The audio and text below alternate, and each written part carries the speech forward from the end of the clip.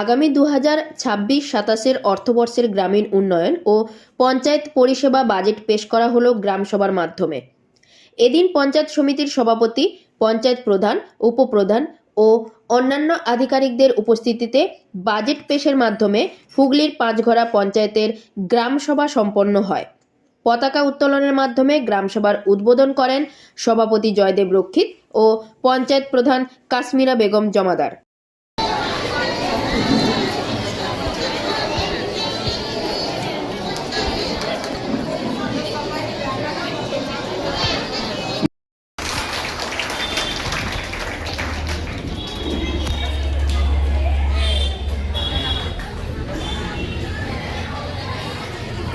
পুস্তিকা প্রকাশনের মাধ্যমে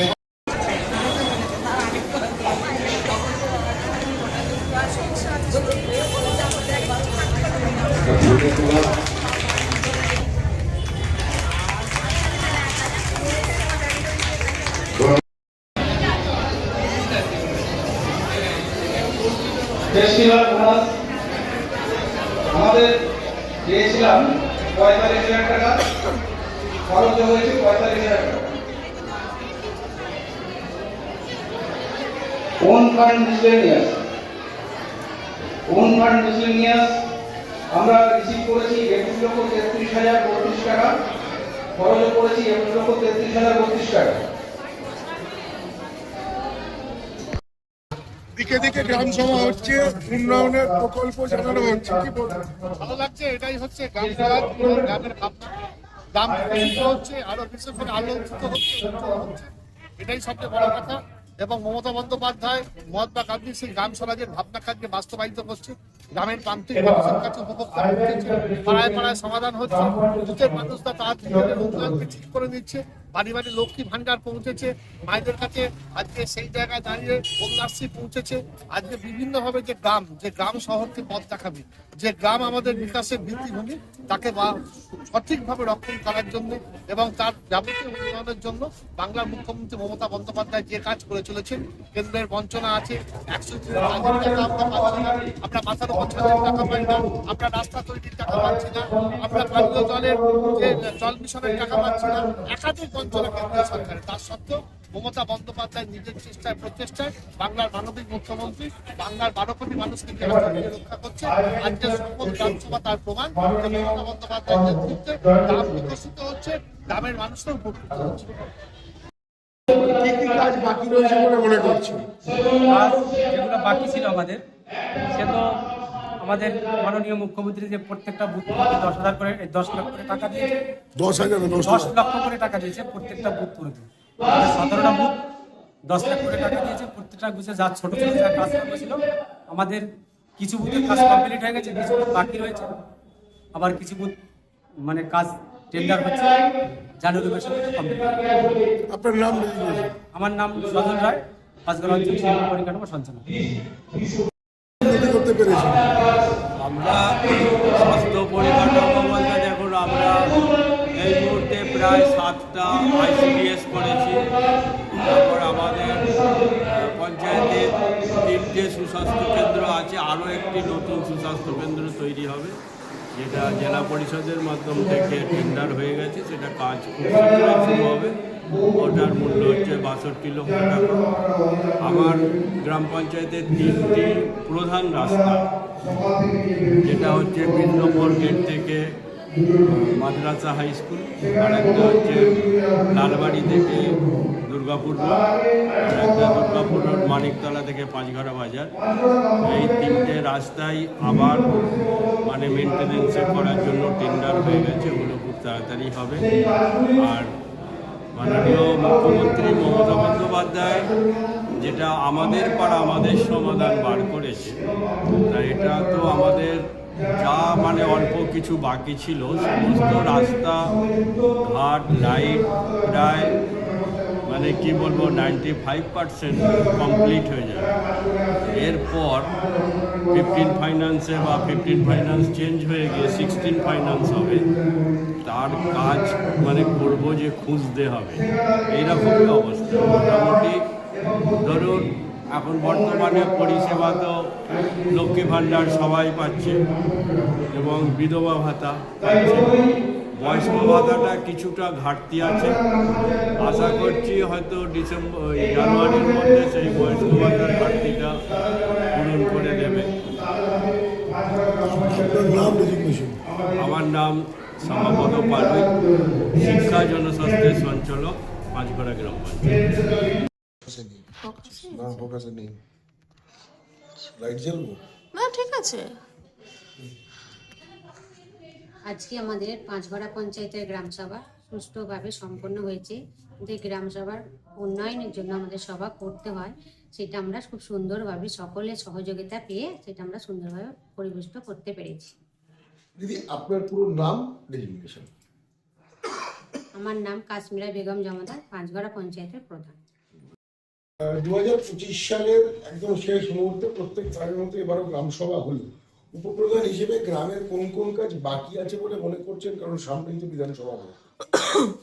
দেখুন, গ্রামের কাজ বাকি আছে বলে তেমন কোনো কিছু ব্যাপার নেই। ব্যাপারটা হচ্ছে আমরা বিভিন্ন সারা বছর ধরেই তো এলাকার উন্নয়নের জন্য কাজগুলো করে থাকি এবং সর্বোপরি দিদিমণির পাখির চোখ উন্নয়ন, পাখির চোখ উন্নয়ন বলেই আজকে আমাদের পাড়া আমাদের সমাধান এই প্রকল্পটাকে নিয়ে এসেছে এবং আমাদের পাড়া আমাদের সমাধান প্রকল্প নিয়ে আসার ফলে সেখানে তো আমাদের যে সমস্ত কাজগুলো ছোটো ছোটো সমস্যা ছিল তার মধ্যে বেরিয়ে যাচ্ছে।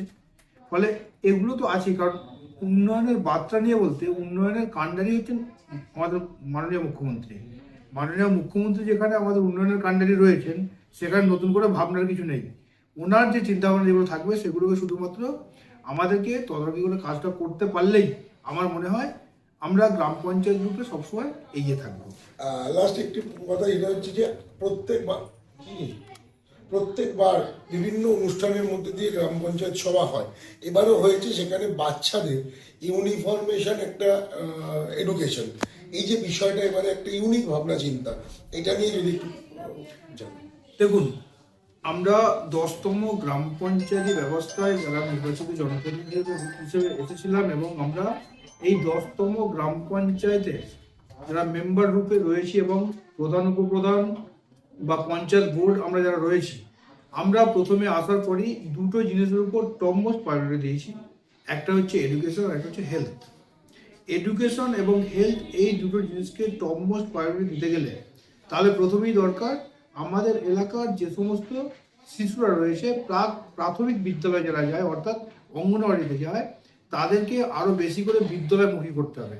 এই বিদ্যালয়মুখী করতে গেলে আমাদের কি করণীয়, সেই ডেভেলপমেন্টের চিন্তাভাবনা প্রথম থেকে আমরা নিয়েছিলাম এবং সেই ডেভেলপমেন্টের চিন্তাভাবনাগুলোকে নিয়েই আমরা এক এক করে কাজ করে চলেছি। যেমন আপনারা দেখেছেন যে আগে অঙ্গনওয়াড়ি কেন্দ্র, সেগুলো দেখেছেন কোনো ক্লাবে, কোনো বাড়িতে বা কারো দালানে চলতো, সেগুলোকে আস্তে আস্তে আমরা বিভিন্ন জায়গা আমরা সেখানে দখলমুক্ত করছি। দখলমুক্ত করে সেখানে আমরা করার চিন্তা করছি। কোনো কোনো জায়গায় আমরা নিজেরা পারচেস করেছি, করে সেখানে আইসিডিএস সেন্টার নির্মাণ কার্য করছি।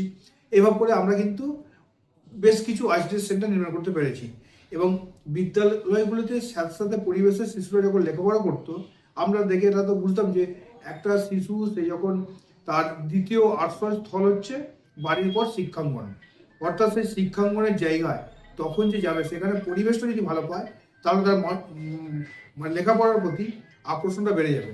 আর আকর্ষণ বাড়ানোর জন্যই আমরা সেখানে একদিকে পরিকাঠামোগত এবং তার সঙ্গে সঙ্গে যেহেতু গভর্নমেন্ট মানে প্রাথমিক বিদ্যালয় বা উচ্চতর প্রাথমিক বিদ্যালয় তাদের জন্য ইউনিফর্মের ব্যবস্থা করেছে, কিন্তু প্রাক প্রাথমিক বিদ্যালয় হিসাবে যদি আমরা অঙ্গনওয়াড়ি কেন্দ্রগুলোকে দেখি, তাদের কিন্তু কোনো ইউনিফর্ম কোড নেই। তাদের একটা ইউনিফর্ম করে দেওয়ার জন্যই আমরা গ্রাম পঞ্চায়েতের পক্ষ থেকে সিদ্ধান্তটা নিয়েছিলাম। সমস্ত অঙ্গনওয়াড়ির শিশু যারা আছে, যারা অঙ্গনওয়াড়ি কেন্দ্রে আসে, তাদেরকে আমরা ইউনিফর্ম এটা করে দিয়েছি, নেভি ব্লু প্যান্ট এবং তার সঙ্গে স্কাই ব্লু শার্ট। সরকারি যে কালার সেই কালারই করা হয়েছে। গ্রাম পঞ্চায়েতের নিজস্ব লোগো তার মধ্যে দেওয়া আছে। লাস্ট গ্রামের উপপ্রধান হিসেবে গ্রামবাসীর প্রতি আজকের সভা থেকে কি বার্তা পৌঁছবে? এখানে বার্তা বলতে যেটা পরিষ্কারভাবে এর আগেও আমি কথাগুলো বলে এসেছি এবং বিভিন্ন সভায় সমিতিতে যে কথাগুলো আমরা বলি, যেটা আমাদের দিদিমণির যেটা বার্তা, আমাদের মাননীয় মুখ্যমন্ত্রী যেটা বার্তা, সেটা হচ্ছে আমরা একে অন্যের সহযোগী হিসেবে কাজ করব এবং যাতে আমরা এলাকার সামগ্রিক উন্নয়নটা করতে পারি। এলাকার সামগ্রিক উন্নয়নটা আমরা কীভাবে করতে পারি সেগুলো দেখতে গেলে তাহলে আমাদের প্রথমেই লক্ষ্য রাখতে হবে, সেই একই কথা বলবো, এডুকেশন এবং হেলথ। হেলথ যদি ভালো থাকে, শিক্ষার মান যদি বাড়াতে পারি এবং তার সঙ্গে পরিবেশকে যদি আমরা ঠিক রাখতে পারি, তাহলে সামগ্রিকভাবে একটা গ্রাম পঞ্চায়েত সুস্বাস্থ্যবান হবে।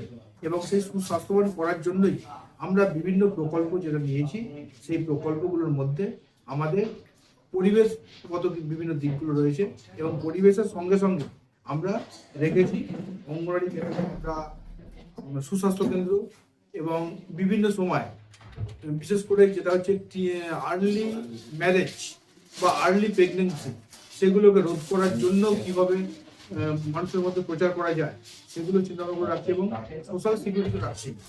কারণ এর জন্যই প্রথমত যেটা আমরা করে থাকছি, ক্লাস 5ম থেকে 9ম শ্রেণীর ছাত্রছাত্রীদের নিয়ে আমরা বারবার সেখানে সচেতন শিবির করি। সেখানে সাইবার ক্রাইম যে ব্যাপারটা ঘটছে, সেই সাইবার ক্রাইম কিভাবে সেখানে যাতে না ঘটে এবং সেখান থেকে কিভাবে ছেলেমেয়েরা উদ্ধার হবে এবং যাতে করে সেখান থেকে তারা উপকার হবে, সেই ব্যাপারটা নিয়ে আমরা কথাবার্তা বলে থাকি বা বিভিন্ন সচেতন শিবির আমরা করে আসছি। মূল ব্যাপার হচ্ছে তাদেরকে শুধুমাত্র রাস্তাঘাট উন্নয়নের বিষয় নয়, উন্নয়নটা হচ্ছে মানবিক উন্নয়ন। যদি আমরা মানবিক উন্নয়নটা একটা জায়গায় নিয়ে যেতে পারি, তাহলে আমার মনে হয় একটা স্বাস্থ্যবান গ্রাম পঞ্চায়েত গড়ে উঠবে।